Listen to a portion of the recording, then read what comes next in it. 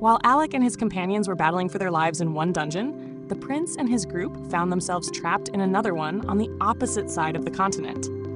But unlike Alec's skilled party, who moved with precision and confidence through the tunnels, slaying monsters far stronger than themselves, the prince's group looked completely out of their depth, frantically running from a swarm of giant caterpillar creatures. The prince couldn't understand it. Just a few months ago, these weak monsters would have been nothing more than target practice for him. Yet now, they were pushing him and his team to the brink. He shouted at his mage to cast a spell, but the terrified girl froze in fear and burst into tears. Furious, the prince called them all useless cowards and charged forward alone, vowing to end the fight with a single swing of his sword. However, when he struck the creature's thick hide, it bounced off harmlessly. Shocked, the prince barely had time to react before the monster smacked him hard, sending him crashing to the ground. His teammates scrambled to grab him and flee. Carried on one of their backs, the prince couldn't shake the feeling that something was seriously wrong. His body felt heavy, his sword awkward in his hands, and every movement took effort. That's when he remembered. The moment everything started going downhill was right after he expelled Alec from his party. Alec had been their court magician, using support magic so seamlessly that they never realized how much stronger it made them. They believed their strength was natural, but it had all been Alec's doing. Still, the prince refused to admit that. Instead, he convinced himself that Alec must have cursed him in revenge. When he finally returned to the palace, the royal physicians treated his injuries, and he immediately summoned his personal mage, Vogan, to identify the supposed curse. After a thorough inspection, Vogan informed him there was no curse at all. The prince, in disbelief, demanded he check again. There was no way he should be struggling with a level 30 monster when he had cleared floors beyond level 40. After a pause, Vogan explained that the issue wasn't a curse, but the absence of support magic. The prince scoffed at the idea, claiming that such magic was for weaklings and beneath someone of his caliber. Vogan bit his tongue, knowing it was pointless to argue, and calmly asked if Alec hadn't warned them that the 30th floor would be difficult since reinforcement magic didn't function there. The prince dismissed the idea immediately, saying that Alec was just a low-born peasant who knew nothing. Vogan, however, knew better. He revealed that Alec had once been part of a legendary team that broke all previous records, reaching the 68th floor before graduation. The prince laughed mockingly, insisting no commoner could achieve something so great, and brushed it off as a fairy tale for the weak. Vogan sighed, realizing there was no reasoning with him. Before he could say more, a royal messenger entered and announced that the king demanded the prince's presence in court concerning Alec, the former court mage. The prince and Vogan headed to the throne room, where the king sat solemnly. The prince asked why he'd been summoned. The king began by asking if he remembered a court mage named Elders. The prince shook his head. He'd been too young back then. The king explained that years ago, a nobleman named Elders had served as the royal mage. He had come from a powerful family, which made his appointment easy, but unlike others before him, Elders wasn't afraid to challenge the kingdom's unjust traditions. He often spoke out against discrimination and urged the king to reform the system. Angered by such defiance, the king had stripped Elders of his title and banished him, erasing his family name from the records. Upon hearing this, the prince laughed, saying the man got what he deserved. No one, not even a noble, had the right to talk back to a king. The king, looking at his son with disappointment, quietly replied that Elders had been different.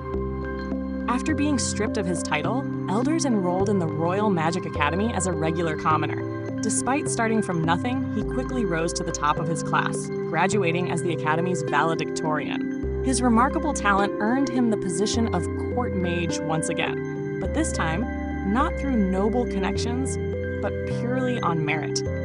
For years after his return, Elders kept urging the king to change how the kingdom treated commoners, insisting that talent could come from anyone, regardless of their birth. He even reminded the king that a commoner had once saved his life. But the king ignored his pleas. Then, one day, Elders simply vanished without a trace. The prince, clearly annoyed, couldn't couldn't understand why his father was telling him all this old nonsense. That's when the king revealed his true reason. He said it was time to reform the kingdom's traditions, that they needed gifted individuals like Alec if they wanted to move forward. The prince was stunned, calling Alec nothing more than a useless peasant who didn't deserve recognition. But the king presented a torn parchment Alec had left behind, an intricate map of the entire 30th floor, detailing every monster, trap, and multiple strategies for clearing it.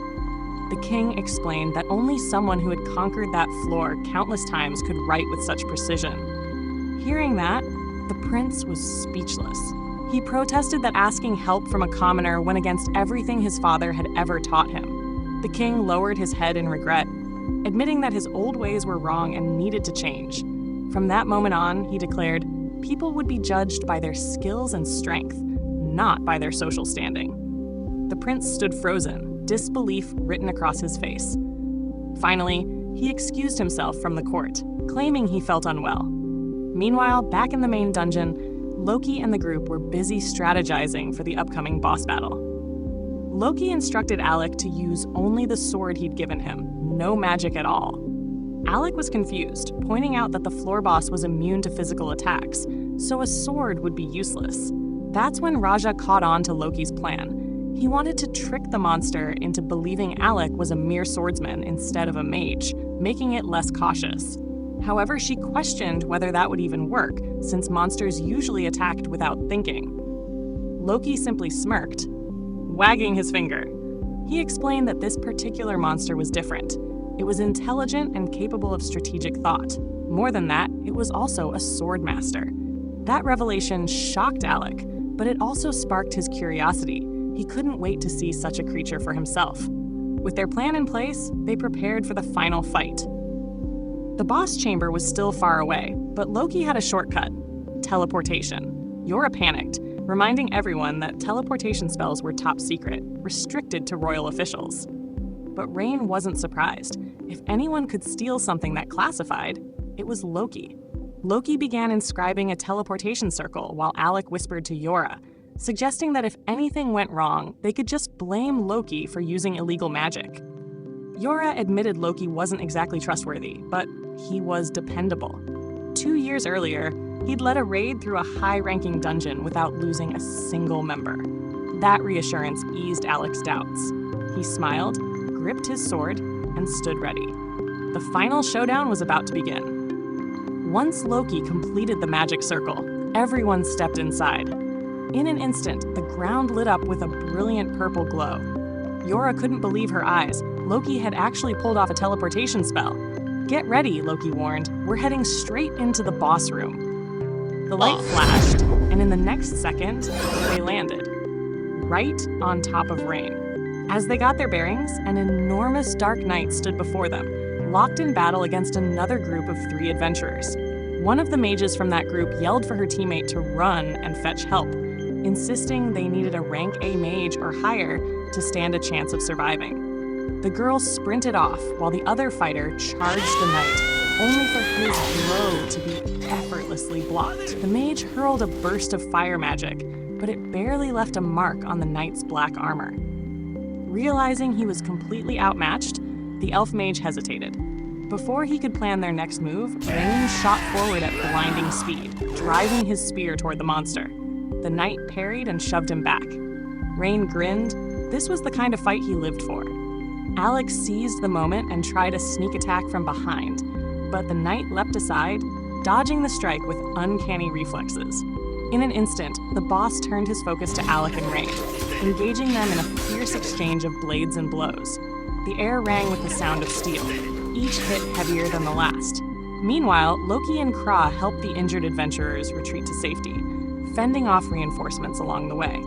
The fight raged on. The knight's relentless attacks began to wear Alec and Rain down. Thinking fast, Rain devised a trap. He lunged with his spear, and just as expected, the knight jumped to dodge, but Rain used another spearhead to pin its cloak to the ground, freezing it midair.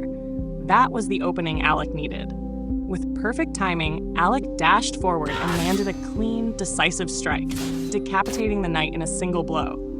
For a moment, silence filled the room. But before anyone could celebrate, the knight's body began to move again. It rose, headless, and advanced toward them. Alec's eyes widened. This wasn't just any monster. This was a headless rider, and the creature they'd slain earlier had been its mount. The undead knight exploded into motion, attacking with terrifying speed. Alec barely managed to block the hit that could have wiped them all out. Rain jumped in beside him, and together they fought tooth and nail, pushing the creature back. But then, the knight picked up its severed head and slammed it back onto its shoulders. A pulse of dark energy rippled through the room as it let out an unholy roar. The next swing sent Alec crashing into a wall, his shield barely saving him thanks to Yora's quick reinforcement spell. Coughing, Alec downed a healing potion and rejoined the battle while Rain caught his breath. They fought on, exhausted but determined, as Loki quietly set his plan into motion. Then, at the perfect moment, Loki stepped into the fray. The entire chamber glowed with a purple aura, magic pulsing through the air. The knight froze. It could sense the presence of a mage, the one thing capable of killing it. The Dark Knight dashed forward at incredible speed, slashing Loki across the chest before Alec could react. Loki collapsed, blood spilling, only for his body to flicker and vanish. It was an illusion all along. The knight had walked right into Loki's trap. Suddenly, giant icicles erupted from the ground, freezing its movements. Rain appeared behind it using a teleport trap, stabbing deep before retreating. The little fighter girl from before jumped back into the fight as well, joining the assault. The knight, enraged, broke free and scaled the wall like a beast, aiming straight for Kriya. But Loki wasn't about to let that happen. He intercepted the attack, blocking it with a glowing magic blade. Yora cast a reinforcement spell, summoning chains of light that wrapped around the knight, restraining it completely. Though Loki wasn't much of a frontline fighter, he held out long enough for the spell to take effect. Exhausted, he collapsed to the ground, breathing heavily. Looking toward Alec with a faint smile, Loki whispered, "Now, end this with your magic." And just like that, the screen fades to black. Remember to hit like, subscribe, and stay tuned for the next part. As Alec prepares to unleash his finishing move, Loki notices that he's forming even more magic circles than he did in the dragon battle. The strain is clearly overwhelming. Alec almost collapses, but forces himself to stand and complete the spell. His entire body begins to radiate with energy as additional formations illuminate the night sky. A moment later, Alec fires off a massive thunderbolt, causing the monster to roar in agony. But the Dark Knight tears through its restraints, desperate to break free. Alec tries to pour in more power, but his body has reached its limit. Loki realizes that Alec has already cast his strongest spell twice today. It's a miracle he's even still standing. As Alec struggles to maintain control, memories flash through his mind. Regulus's cruel words when he was dismissed, followed by the warmth and acceptance of his new party. Refusing to disappoint them, Alec grips his wand and steps forward. With determination burning in his eyes, he chants Vajra, a spell that merges all of his thunder formations into a colossal lightning dragon. The others watch in disbelief as the armored beast bursts free from Yora's seal and charges. Alec unleashes the dragon, which slams into the monster, tearing it apart and reducing its body to fragments. With the boss defeated at last, Alec collapses, exhausted but relieved. He knows his friends have his back. Yora reminds him that they're a team here to share the journey together. Ornest comments that the old Alec has returned, while Kra says he can still get even stronger. Then, Ornest brings up their earlier bet. Whoever collapses first loses. Alec, annoyed, accuses him of cheating. Laughing, Ornest decides to give him a lighter punishment. Alec must promise never to hide anything from them again, and rely on his team instead of carrying everything alone. Alec tears up at the sincerity, but tries to play it off with a joke. As the team celebrates, Rule and Marbell approach. Rule thanks Alec for saving his squad, but before he can finish, Marbell suddenly kisses Alec on the cheek, much to Yora's irritation, and invites him to join her party in future dungeon expeditions. Yora firmly points out that Alec is already part of their team. Meanwhile, Loki tries to thank them for saving him, only for Ornest and Kra to start pushing him around for compensation. Under pressure, Loki finally agrees and assumes they want a recommendation letter. Rule explains that to reach S rank, a party needs letters of endorsement from other high-ranked adventurers and approval from the guild master. Loki says he'll take care of the recommendation, only for the group to suggest that maybe Rule should handle it instead. Loki asks if everyone hates him, and the entire party nods in unison. After things settle down, Alec walks over to the Fallen Knight's remains and retrieves its monster core. With the job done, Rule's team says their farewells. Both parties leave the dungeon in high spirits, proud of a hard-earned victory. After returning to the guild, Alec receives his payment from the receptionist, who compliments his outstanding performance. As he leaves, he runs into the guild master, who informs him that someone from Galana is waiting to see him. The visitor turns out to be Vaughan. Without wasting time, Vaughan asks if Alec intended to let the prince die by hiding his true strength from him. Alec fires back that the prince never listened to him anyway, which leaves Vaughan speechless. Alec then asks if the prince has a new court mage. Vaughan laughs, explaining that after being thoroughly humbled on the 30th floor of a dungeon, the prince was forced to rethink some things. Vaughan had originally been hired to protect and train him, but eventually got fed up with the boy's arrogant attitude. Realizing the prince must also be nearby, Alec asks where he is.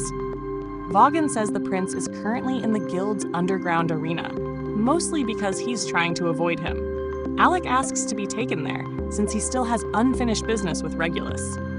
As they walk, Vaughan wonders out loud why the prince clings so hard to noble pride. Alec responds that most nobles are raised to act superior, which Vaughan surprisingly agrees with, even though he is one himself. Vaughan says social rank means nothing to him, and he despises Regulus's view of the world. When they enter the arena, they find Regulus surrounded in dust. The prince turns and glares at Alec, claiming that his father wants to reorganize his royal court. Alec is shocked to hear the king is changing things, but Regulus says he only accepts it because he has no choice. He angrily declares that commoners have no right to stand alongside nobles, then grabs Alec by the collar, shouting through tears. Alec tells him he can't fully understand his feelings, but reminds him that this is the result of refusing to listen from the start. If Regulus had listened, he wouldn't have suffered that humiliation in the dungeon. But Regulus's pride won't let him accept responsibility. The prince places a hand on his chest, summoning glowing twin swords. Ancient artifacts. Alec notices the weapon change, and Regulus reminds him that Alec was the one who advised him to switch to lighter blades because of his young body. Despite that, Regulus rushes forward. Alec evades the attack, causing the prince to fall to the ground. Watching this emotional outburst, Alec asks Vaughan if he encouraged the prince to do this. Vaughan admits that he wanted Regulus to see for himself what a so-called commoner was capable of. Struggling back to his feet, Regulus swings wildly. Alec easily blocks each strike. Vaughan calls out to him, telling him to prove his beliefs about noble superiority, not just shout them. Fueled by frustration, the prince attacks again, but Alec stops him every time. Vaughan adds that he told Regulus that even if he can't prove nobles are superior, taking action to find the truth is the first step to earning respect. Regulus gathers his strength and charges up a powerful technique, hoping to break through Alec's guard. But even this doesn't work. Alec easily redirects the blow. Breathing heavily, Regulus finally realizes what's happening. Alec is reinforcing his body with support magic, the same magic that used to protect him back when they explored dungeons together. Back then, Regulus never felt tired because Alec was silently covering for him the entire time. Alec simply replies that he was fulfilling his role, but Regulus confesses that after dismissing him, every single dungeon run ended in failure. Beaten over and over, he was forced to read Alec's detailed notes. Swallowing his pride was painful, but he admits that Alec's planning was flawless, to the point that Alec could predict exactly how Regulus would act in dangerous situations. It infuriated him, because it made him realize just how talented Alec truly was. Even knowing this, Regulus declares that he still wants to defeat him, and demands Alec take him seriously. Alec finally summons his own blade, stating coldly that he can crush Regulus if he wants to. Before the fight resumes, Alec asks whether the king truly intends to change the kingdom. Regulus reveals the truth. The king is testing whether nobles or commoners are more capable, and forcing him into dungeon challenges was part of that experiment. Realizing this, Alec understands why the king had always treated him kindly. All those years weren't wasted after all. Hearing Alec say he's genuinely glad makes Regulus freeze in shock. Alec tightens his grip and prepares to finish the duel. In a flash, he appears in front of Regulus and strikes, knocking the prince's swords from his hands. The dust settles and Regulus is left on the ground, staring upward. Regulus demands to know why Alec didn't hit him. He yells, asking why Alec isn't furious after all the humiliation he endured. His voice cracks, and the prince breaks down crying, saying everything he believed in feels meaningless now. He wonders what he should do. Maybe even that dying would solve everything. With nowhere to turn, he begs Alec for guidance. To Regulus's shock, Alec bursts out laughing. He apologizes, but explains that the situation is just so ridiculous. After all the hatred between them, the prince is suddenly asking him for life advice. Alec admits that he doesn't always know what to do either. Life is unpredictable, and he often relies on others. So instead of asking someone else for direction, Regulus should decide his own path. The prince slowly calms down. Then he asks Vaughan to hand him something: the court magician's robe. Regulus offers it back to Alec, saying he took it from him unfairly. Vaughan then presents a message from the palace. Alec assumes it's a royal command, but Vaughan says it's actually a request from the king himself. Even so, Alec refuses. He says he won't abandon his current party, and he has no intention of becoming a court magician again. He asks Regulus to give the king his regards. Frustrated, Regulus tosses the robe at him and calls himself a fool for trying. Alec just smirks, saying he's only a lowly commoner anyway, nothing to lose. Regulus turns to leave. He says he hates Alec. Alec replies that he feels the same. Hearing that, Regulus actually smiles as he walks away. Vaughan follows after him, and Alec lets out a relieved laugh, as if a heavy weight has finally lifted from his shoulders.